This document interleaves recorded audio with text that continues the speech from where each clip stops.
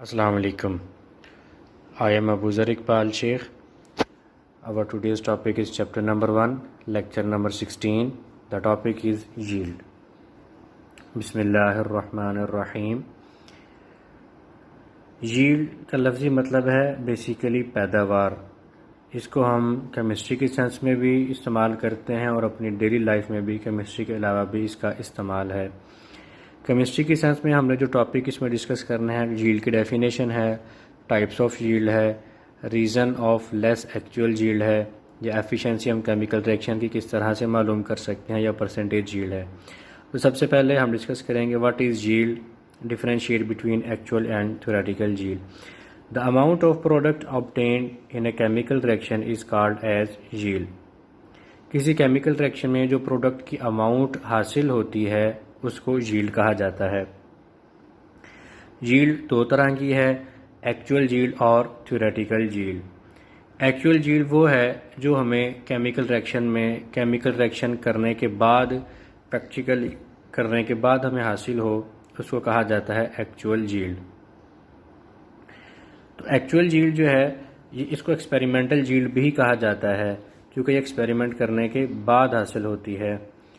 Actual yield हमेशा theoretical yield से कम होती है। इसकी कई सारी रीज़न है, वो हम अगले एस्पेक्ट में डिस्कस करेंगे। थ्योरेटिकल यील्ड से मुराद वो वाली यील्ड है जो हम amount of product which is calculated from the balanced chemical equation, जो बैलेंस्ड केमिकल इक्वेशन से कैलकुलेट करके हासिल हो, उसको थ्योरेटिकल यील्ड कहा जाता है। यानी कि फ़र्ज़ करें ये थ्योरेटिकली है। अगर फ़र्ज़ के जैसे एक इंसान या किसान कैलकुलेट करता है कि अगर मेरे पास 1 किले ज़मीन है तो इतनी फसल पैदा होगी, अगर 2 किले ज़मीन हो तो इतनी फसल पैदा होगी, 10 किले हो तो इतनी फसल पैदा होगी। ये सब कागज़ी कार्रवाई है, पेपर वर्क है, एक्सपेरिमेंट करने से पहले की बातें हैं। तो ये सारी कहलाएगी थ्योरेटिकल यील्ड। इसको एक्सपेक्टेड यील्ड भी कहा जा सकता है, and it is always greater than the actual yield, और ये एक्चुअल यील्ड से ज़्यादा ही होती है। तो ये बड़ा इंपॉर्टेंट शॉर्ट क्वेश्चन है कि what is difference between actual yield and theoretical yield. तो इनका डिफरेंस, ये तीनों पॉइंट्स लिखने हैं। इनके डिफरेंस के अंदर इसी तरह कॉलम बनाकर ही लिखा जा सकता है। आगे दूसरा बड़ा इंपॉर्टेंट शॉर्ट क्वेश्चन इस टॉपिक से रिलेटेड है कि why the actual yield of A chemical reaction is less than the theoretical yield. उसकी कई सारी रीज़न है, एक्चुअल यील्ड के कम हो जाने की कई सारी रीज़न है। अगर हम इसको किसान के सेंस में देखें तो किसान जब खेती बाड़ी करता है तो उसकी एक्चुअल यील्ड जो है थ्योरेटिकल यील्ड से कम हो जाती है। उसकी रीज़न बाज़ का आंधी से फसल ख़राब हो गई, या जानवरों ने ख़राब कर दी, या परिंदों से ख़राब हो गई, या किसी वजह से कीड़ा लगने से फसल कम हो जाती है, या कुछ साथ में जड़ी बूटियाँ जो गैर ज़रूरी हैं वो उग जाती हैं, जिससे एक्चुअल यील्ड कम हो जाती है। अगर हम इसको केमिस्ट्री के सेंस में देखें, द रिएक्टेंट में कंटेन सर्टेन इम्प्योरिटीज़, रिएक्टेंट के अंदर इम्प्योरिटी आ सकती है। सम साइड रिएक्शन में टेक प्लेस, कुछ साइड रिएक्शन हो सकते हैं।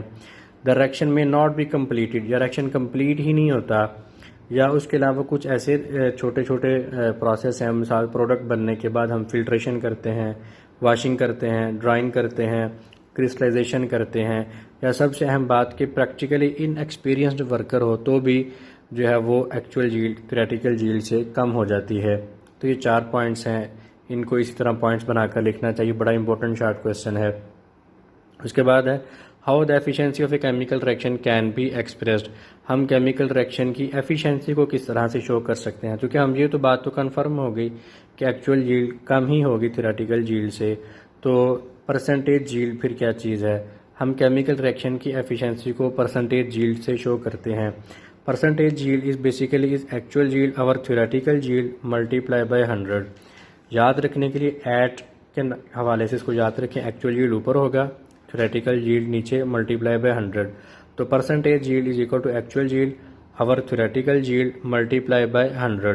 तो इस फार्मूले से हम किसी भी केमिकल रिएक्शन की परसेंटेज यील्ड को मालूम कर सकते हैं। एग्जाम्पल नंबर 14 है पहले चैप्टर की एग्जाम्पल नंबर 14 बड़ा इंपॉर्टेंट न्यूमेरिकल है, लॉन्ग क्वेश्चन के तौर पर पेपर में आता है कि व्हेन लाइमस्टोन यानी calcium carbonate is roasted, quick lime is produced, following equation, according to following equation the actual yield of the calcium oxide is 2.5 kilogram. Actual yield दे दी गई है। When 4.5 kilogram of limestone is roasted, limestone की amount हमारे पास जो available है वो है 4.5 किलोग्राम। पूछा क्या है what is the percentage yield. अब परसेंटेज यील्ड के लिए हमारे पास एक्चुअल यील्ड गिवन है जो कि कैल्शियम ऑक्साइड की है 2.5 किलोग्राम। उसको हमने ग्राम में कन्वर्ट करने के लिए 1000 से मल्टीप्लाई किया तो बन गया 2500 ग्राम। अब हमारे पास जो रेक्टेंट का मास अवेलेबल है वो है 4.5 किलोग्राम, उसको भी 1000 से मल्टीप्लाई किया तो 4500 ग्राम बन गया। मोलर मास कैल्शियम कार्बोनेट का 100 है, वो किस तरह से 40 कैल्शियम का, 12 कार्बन का और 16 × 3 ऑक्सीजन का, तो टोटल 100 बन जाता है। इस तरह molar mass of calcium oxide is 56 gram. अब according to balanced chemical equation देखेंगे हम। कैल्शियम कार्बोनेट का जब 1 मोल डिकम्पोज होता है तो कैल्शियम ऑक्साइड का 1 ही मोल बनता है। कैल्शियम कार्बोनेट का मोलर मास है 100 ग्राम। जब 100 ग्राम कैल्शियम कार्बोनेट डिकम्पोज हो तो as a result 56 gram calcium oxide बनता है, यानी 100 gram calcium carbonate 56 gram calcium oxide बनाता है। हमारे पास कैल्शियम कार्बोनेट अवेलेबल कितना है, हमारे पास अवेलेबल है 4500 ग्राम, यानी 4.5 किलोग्राम को ग्राम में कन्वर्ट किया तो बन गया 4500 ग्राम। तो 4500 ग्राम हमारे पास इसकी अमाउंट थी। 4500 ग्राम कितना बनाएगा वो इस फार्मूले से मालूम करें। हमारे पास जो थ्योरेटिकल यील्ड की अमाउंट आएगी कैल्शियम ऑक्साइड को आएगी 2520 ग्राम। इसका मतलब है theoretical yield is equal to 2520 gram. Percentage yield का फार्मूला एक्चुअल यील्ड और theoretical yield multiply by 100। Actual yield पहले ही गिवन थी जो कि 2502.5 किलोग्राम थी, उसको ग्राम में कन्वर्ट किया तो बन गई थी 2500 ग्राम। तो एक्चुअल यील्ड है 2500 ग्राम और हमारे पास थ्योरेटिकल यील्ड है 2520 ग्राम, जो कि हमने मालूम की है बैलेंस्ड केमिकल इक्वेशन से। मल्टीप्लाई बाय 100 किया तो हमारे पास 99.2% आंसर आ जाएगा। This is our percentage yield. इसमें 2500 ग्राम एक्चुअल यील्ड थी, 2520 ग्राम थ्योरेटिकल यील्ड थी, मल्टीप्लाई बाय 100 किया तो 99.2% आंसर आ जाएगा।